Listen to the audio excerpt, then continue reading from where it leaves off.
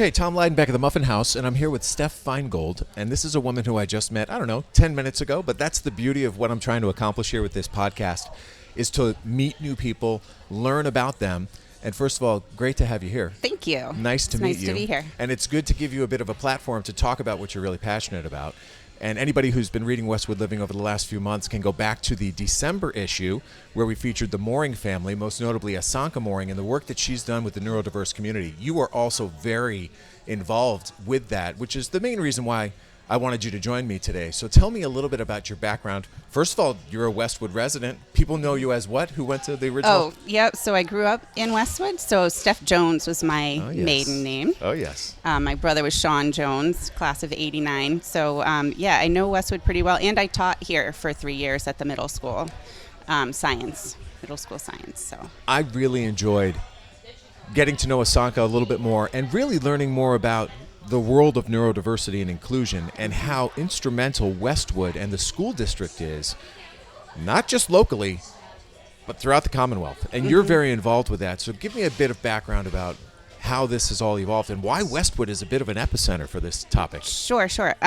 So when my youngest son, who is autistic, was, I would say, second grade, I realized that kids started to see him as different. And so I talked with Abby Hanscom, the current Director of Student Services, and Tim Chant, who organizes the Same and Different program. And I mentioned, that the education Alec gets is phenomenal.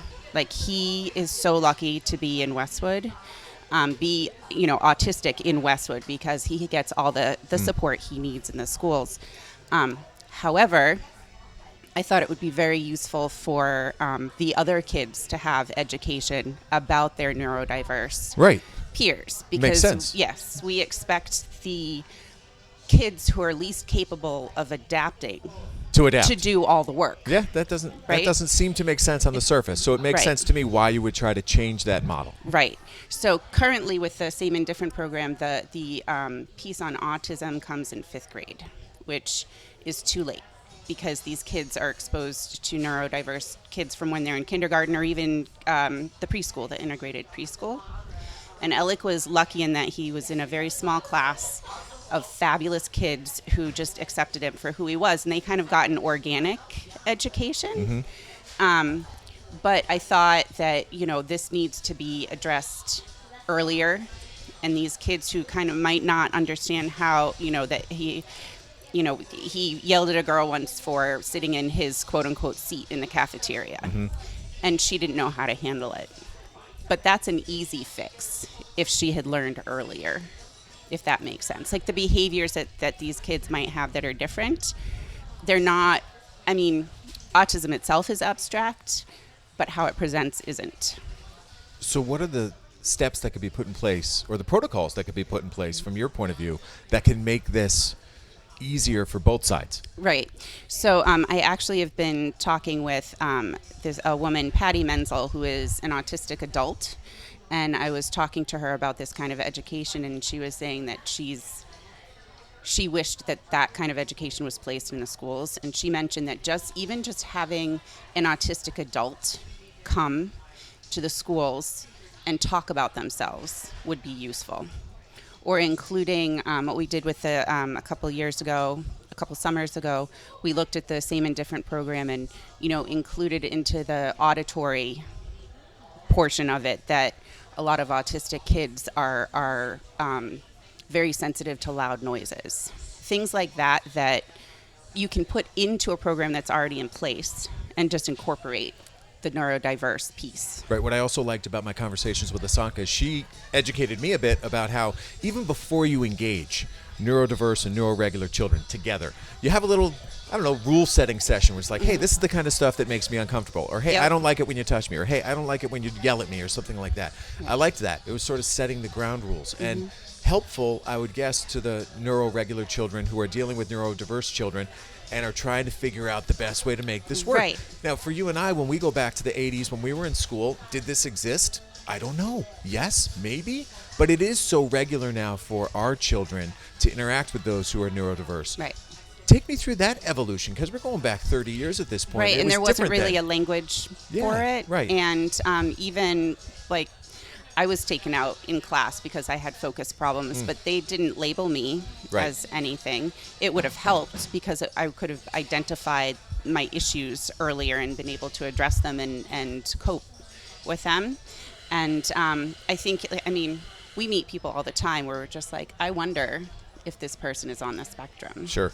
Right? And maybe they are, but they just never got diagnosed. And I think that oftentimes what we think of as quirky or sensitive or all of these things can be labeled if you want to. A lot of people don't want to label Sure. their children.